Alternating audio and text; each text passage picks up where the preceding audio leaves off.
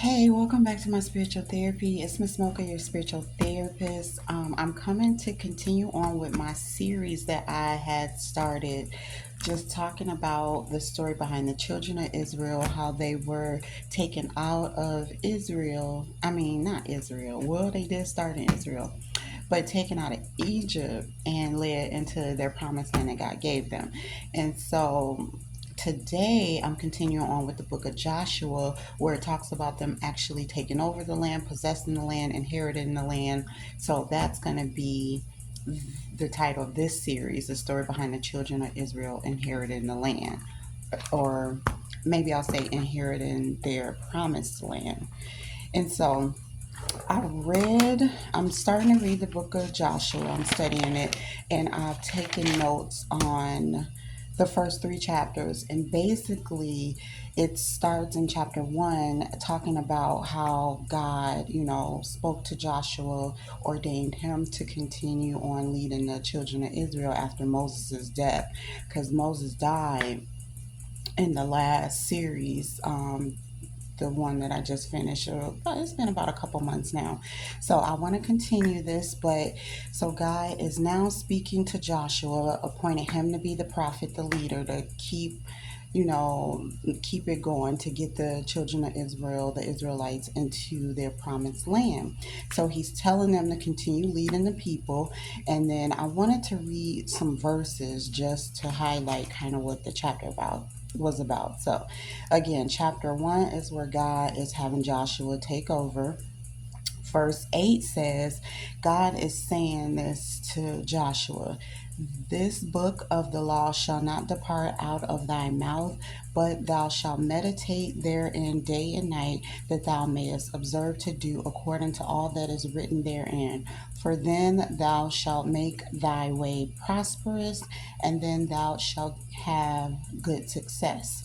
And so that's kind of what he was telling Joshua, so that Joshua, can tell and teach, continue teaching the Israelites. And so with verse 8, it had us reference Psalm chapter 1, verse 2, which says, but his delight is in the law of the Lord, and in his law doeth he meditate day and night. And then that verse had us reference Psalm 119:14, that says, I have rejoiced in the way of thy testimonies as much as in all riches.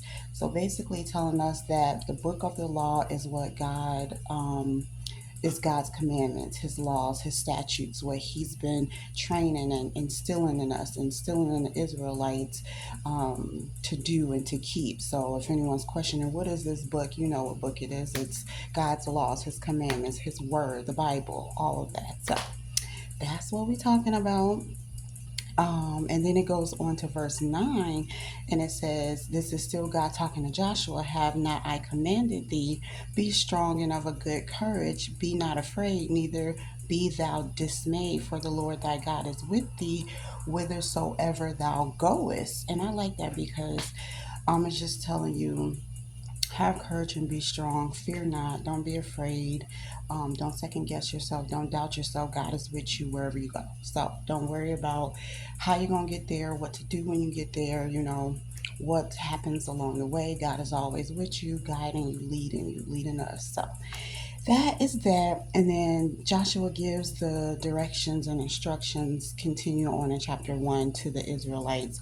And then I highlighted verse 13 that says, remember the word which Moses, the servant of God, commanded you, saying, the Lord your God hath given you rest and hath given you this land. So that's kind of where it leaves off in chapter 1, just going over directions, instructions, making Joshua the new prophet that's going to lead them. And so now we get into chapter 2, and chapter 2 is really good. It talked about Joshua sending spies to view the land of Jericho. And so the two spies were two Israelites that he sent out. And then I'm going to start to sweat because it's hot up in the room, so never mind that. But just listen to the story. It's really good. So he sends out these two Israelites, which are two spies, um, to the land of Jericho, and they got there and they came across this harlot that they met, Rahab. I'm not sure how to pronounce her name, but anyway, they get there, they meet her, and then somehow the king of Jericho finds out that they're there. It doesn't really specify if she went and told the king or how the king knew, but the king of Jericho was told about the spies, the Israelites that Joshua had sent to this country to, seek out what's going on, the people and all that. And so he had demanded the lady, the harlot, to bring them forth to him. But instead of doing what the king had said, she hid the two men and lied to the king about their whereabouts. She talked to the two men, and told them, like she sent off the king's men because they were searching for these men in the country. And she sent them off. She said she didn't know where they were, but instead she hid them on top of her roof. And so once the king's man went out trying to find them, she went up to the roof and she talked to them, and she told them that she knew the Lord had given them the land and that they were basically coming to take over the land and its people. So she knew that. She said all the people were, they used the word faint, which I'm assuming means like scared, giving up, because they knew that the Israelites were coming to take over. And so she said that her and her people heard how the Lord brought them out of Egypt and what he did to the two kings of the Amorites, and how the God had the Israelites destroy them. And she said that she heard these things, and that when they heard them, their hearts melted, they lost their courage, and that's how they knew God then. And so next she was like, trying to make an agreement with the two men, the Israelites. She asked them to, basically, since she hid them and she was so kind to them, if they could spare her family's lives and all that they had, and even her, when they do come and possess the land, so that they won't get killed. Since she was good to them, she wanted them to be good to her and her people, her family, when they come to take over the land. And so that was the covenant, the agreement that she asked of the Israelites for hiding them. And so the Israelites agreed to it, as long as she kept their business quiet and didn't tell anyone.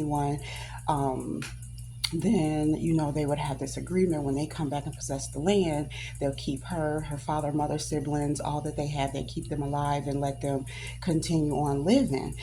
And so they made that deal with her, and then they went back and told Joshua, and they told him everything that happened. And then it ended like with verse 24 that I highlighted, which said, and they said unto Joshua, truly the Lord hath delivered into our hands all the land, for even all the inhabitants of the country do faint because of us. So it was kind of like telling him, yep, this is right, because we went there, we talked to this lady, she's telling us all these things, everybody's scared, they know we're coming, they know we're about to possess the land, they already knew it, the king knew it. And so, yeah, now all we got to do is take over, but we made this covenant with her, so we won't kill her and her people. We let her be alive since she helped us. So that was chapter 2. Good, right? That's crazy. And then chapter 3 just talks about how Joshua is leading the people into Jordan. So I highlighted verse 5 and verse 7. It's hot. I'm almost done though. And verse 5 says of chapter 3, and Joshua said unto the people, sanctify yourselves, for tomorrow the Lord will do wonders among you. And 7 says, and the Lord said unto Joshua, this day will I begin to magnify thee in the sight of all Israel, that they may know that as I was with Moses, so I will be with thee. Then the Lord dried up the waters of Jordan, so that the Israelites could pass over on dry land. So this is the first 3 chapters. They're making their way into their promised land so that they could take it over and possess it. And this, talks of the story about it actually happening. So I'm glad that we're getting to this point to see what actually happened when the children of Israel finally get to their promised land. So, of course, I'm doing this because God told me I'm one of the Israelites, the original ones, 144,000. I don't know how. I don't know how that works, how, like, I'm reincarnated from the Bible. I don't know exactly, but I just know what God told me. So I started studying the Bible and studying their background to see what's going to happen with myself, my own life, and how I'm getting to the promised land. So these are good little series that I'm probably going to make into ebooks when I'm done. But for right now, I'm just making these videos to help anyone else who is also coming to know that they're part of the 144,000 and give an in-depth story about the journey that Israelites went through to get to their promised land and beyond. So we're going to keep on going. But right now, we're in the book of Joshua, and that is all that I have. So thanks for listening.